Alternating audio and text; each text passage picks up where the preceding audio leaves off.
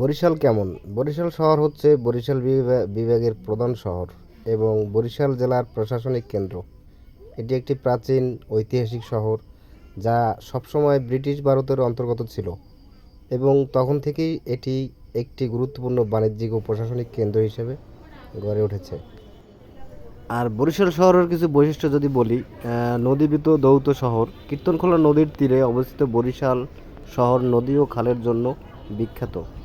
শহরের মধ্য দিয়ে খাল ও ছোট নদী বয়ে গেছে যা একে বিশেষ সৌন্দর্য দিয়েছে। গাইজ যদি যোগাযোগের কথা বলি, বরিশাল শহরে নদীপথ, সড়কপথ ও আকাশপথে যোগাযোগ ব্যবস্থা রয়েছে। ঢাকার সাথে লঞ্চ, বাস এবং ফ্লাইটে যাতায়াত করা যায়।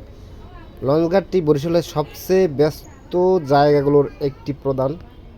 আর বরিশাল শহরে শিক্ষা প্রতিষ্ঠান রয়েছে, বহু নামকরা শিক্ষা প্রতিষ্ঠান, যেমন বরিশাল বিশ্ববিদ্যালয়।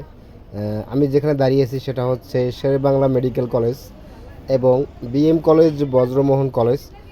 আর প্রধান আকর্ষণ সমূহ ব্রিজগুলো হচ্ছে যেমন দবদবিয়ে ব্রিজ, কীর্তনখোলা নদী, দুর্গাসাগর দিঘি, শহর থেকে একটু বাইরে বঙ্গবন্ধু উদ্যান, সাহিত্য প্রেমীদের ও পরিবারসহ ঘোরাঘুরির জন্য আদর্শ স্থান।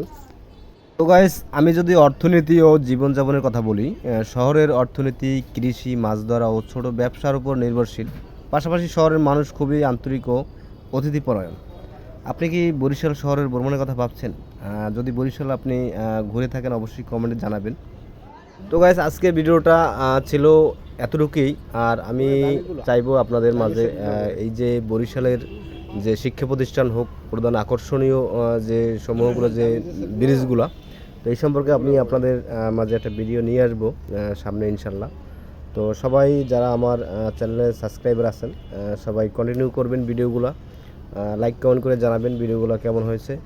আর অবশ্যই যারা এই যে আমাদের বরিশালের যে শহরের যে দবদবে ব্রিজ, কীর্তনখোলা নদী, দুর্গাসাগর দিঘি, তারপরে শিক্ষা প্রতিষ্ঠানের যে বরিশাল বিশ্ববিদ্যালয়, তারপর বরিশালের সবচেয়ে বড় যে মেডিকেল কলেজ সেটা হচ্ছে শেরেবাংলা মেডিকেল কলেজ এবং বিএম কলেজ, বজ্রমোহন কলেজ, এই যে কলেজ বা ব্রিজগুলো বা যে নদী, কীর্তনখোলা নদী, আমি আপনাদের মাঝে একদিন তুলে ধরবো। তো এই পর্যন্ত সাথে থাকবেন, সবাই সাবস্ক্রাইব করবেন যারা নতুন দেখছেন। তো আজকের ভিডিও এই পর্যন্তই। এতক্ষণ সাথে থাকার জন্য সবাইকে অসংখ্য ধন্যবাদ। ভালো থাকবেন, সুস্থ থাকবেন। আসসালামু আলাইকুম।